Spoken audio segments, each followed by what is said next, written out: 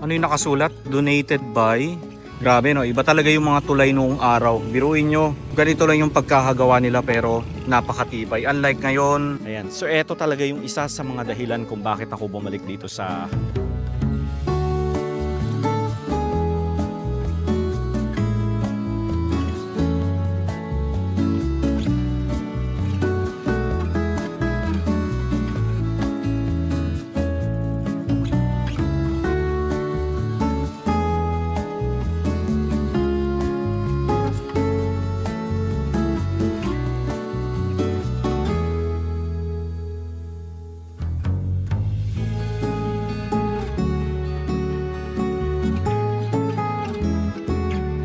Okay, magandang umaga sa inyo mga ka-YouTubero nagbabalik na tayo dito sa Ilocos Norte. So bali nandito tayo mismo sa Paway and ito yung Paway Church.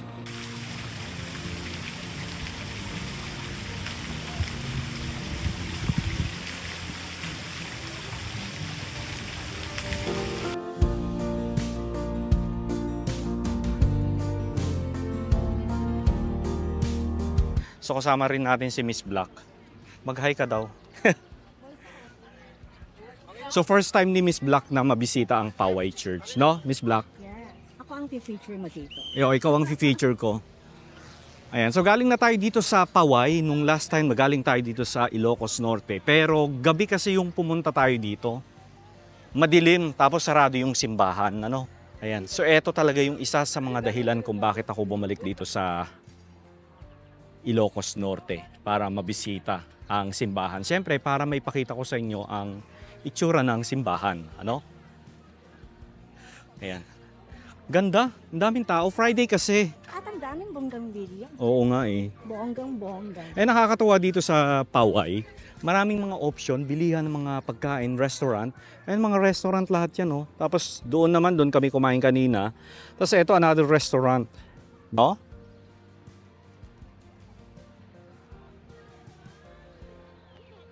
Grabe talaga mga ka-YouTubero.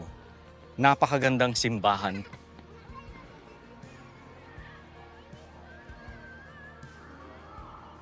Pasok tayo ng simbahan.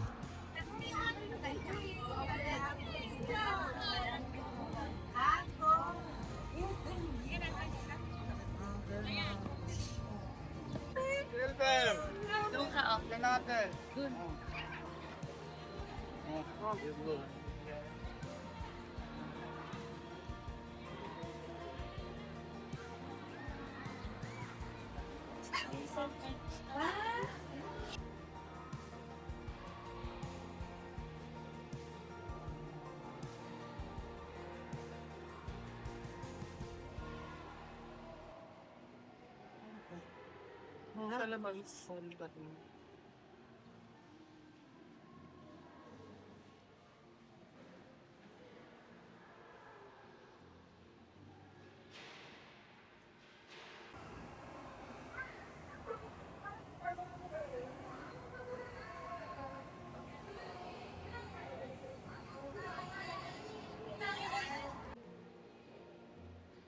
Okay. So ibang-iba siya dito sa loob kumpara sa labas, no? Pero nakakatuwa dahil kinip nila yung original na itsura ng labas ng simbahan na ito. Ayan.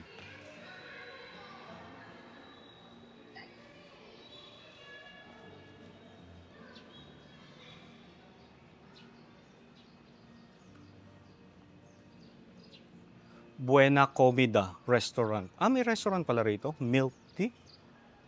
Tingnan natin. So tour lang tayo dito sa Paway, mga ka-YouTubero. Ito pala yun. Ang daming mga restaurant dito sa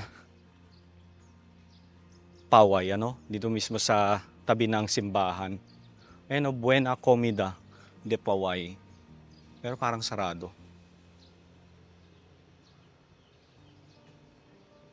Sarado sila.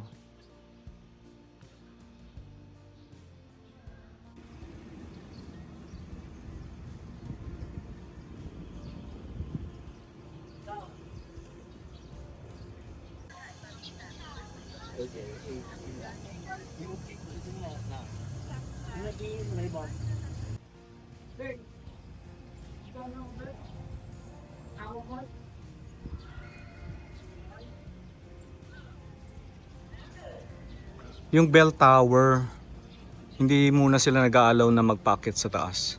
Yan. Mariano Marcos State University.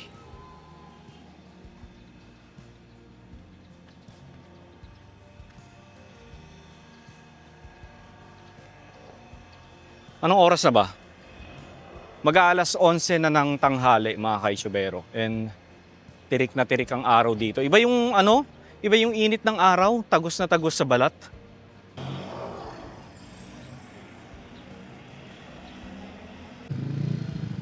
Okay, doon yata yung yung dalawang lumang bahay. Mamaya balik tayo doon. Dito muna tayo, gusto kong makita itong ruin dito.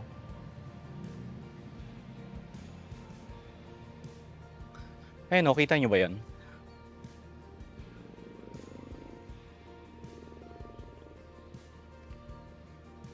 Di ba?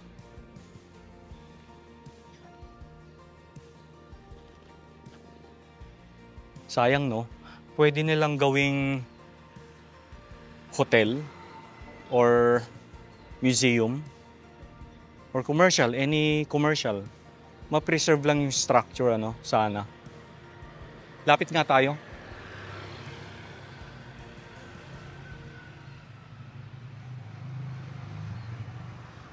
Di ba? Ganda, oh. Original yung structure.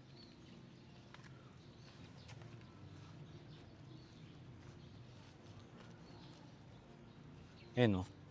Di ba? Pwede siyang hotel. Oh.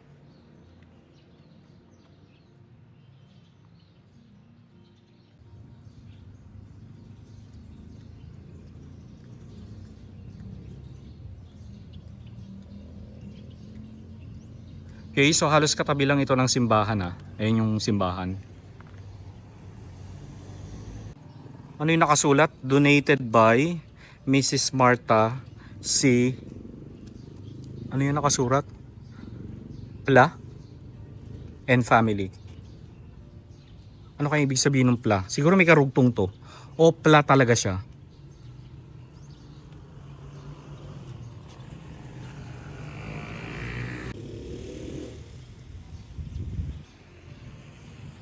Okay, I hope in the future meron silang gawin dito sa structure na to, no? Okay, so ito yung Mariano Marcos State University. Diretsuhin natin ito. Makikita natin yung isang lumang tulay, ang Colonial Bridge ng Paway. Tama ba ako? Dito ba yun? Hindi sigurado eh.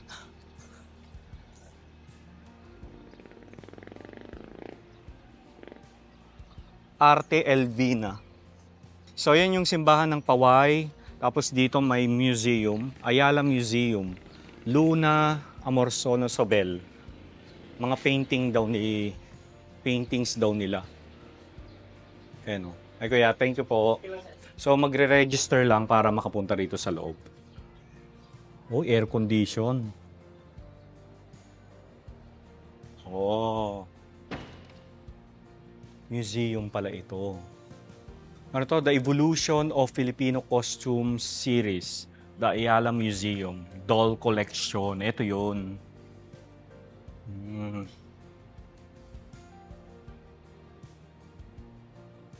Okay, ito yung painting ni Fernando Amorsolo. Yan. Diba? Mga portrait. Ito kaninong portrait ito? Anika Angela Rico de Macmaking. Gawa ni Fernando Amorsolo, no? So lahat ito Fernando Amorsolo, no? Yan. Okay. Dito naman, mabilis lang tayo dito. Gusto ko lang pakita sa inyo. Ito naman Fernando Zobel. Ayan. Ito naman mga gawa niya. Ito Fernando Amorsolo pa rin. Tapos dito, wala na. Okay? labas na tayo dito. At least naipakita ko sa inyo kung anong meron dito sa loob ng museum na ito, no? Ayan. Wala pala rito yung lumang tulay at saka yung dalawang lumang bahay. Nandun daw sa kabila. Punta tayo doon. Yun, doon banda. Okay, nakita ko na mga kaitsubero. Nandito pala siya sa likod mismo ng Paway Central Elementary School. Ayan dito. Diretsuhin natin itong kalye na ito.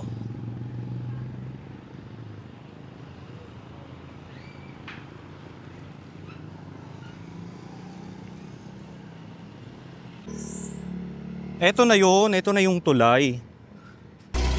Meron pala siyang marker. Ang lumang tulay ng Paway. Diba? Tapos itong bahay na ito, Diaz Ancestral House. Ayan, kita nyo. Diba? Diba? Okay, ito yung Carpio Ancestral House.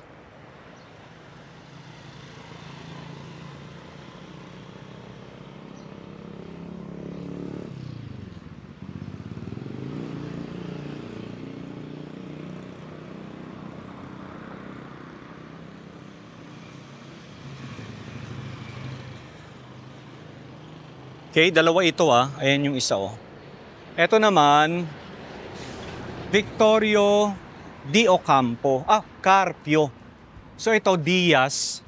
Ito naman, Carpio.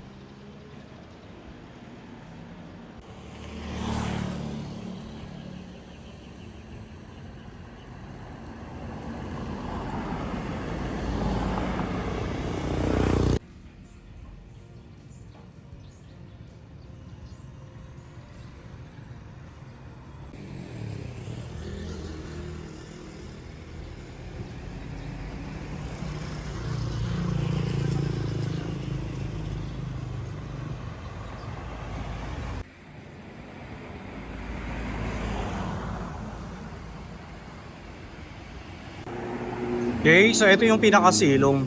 Pero bawal tayo pumasok. Hanggang dito lang tayo sa may labas. Ito yung mismong silong ng bahay ng mga Diaz. Okay? Grabe buong buo pa yung structure Ulitin ko lang, ito yung Diaz Ancestral House. Tapos yung kabila, yan naman yung Carpio Ancestral House. Ayan.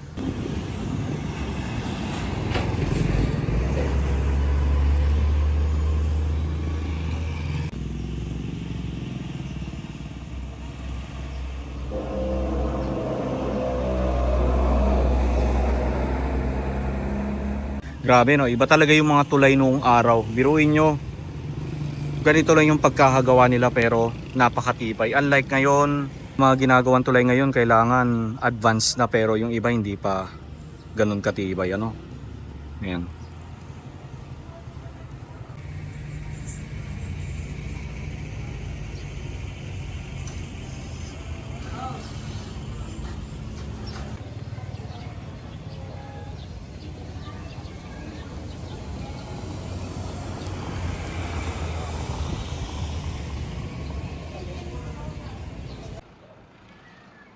Okay, so ito yung mga kainan.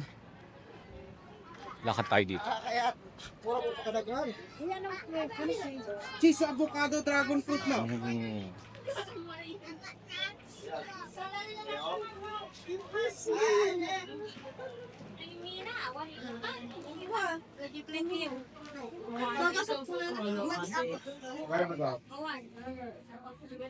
Pilihan ng mga damit, mga pangpasalubong Ay, nandito ka rin? Ganito pala itsura niya dito.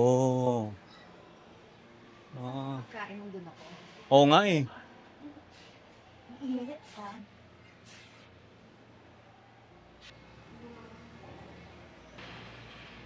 Dito tayo kakain, Kusina Valentin. Gusto daw makita, matikman ni Miss Black yung bagnet pizza dito. Tingnan nga natin.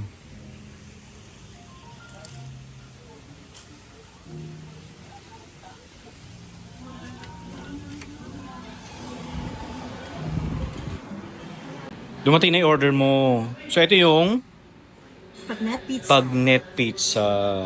Mga tayon. Mga tayon, ibig sabihin kain tayo. O enjoy.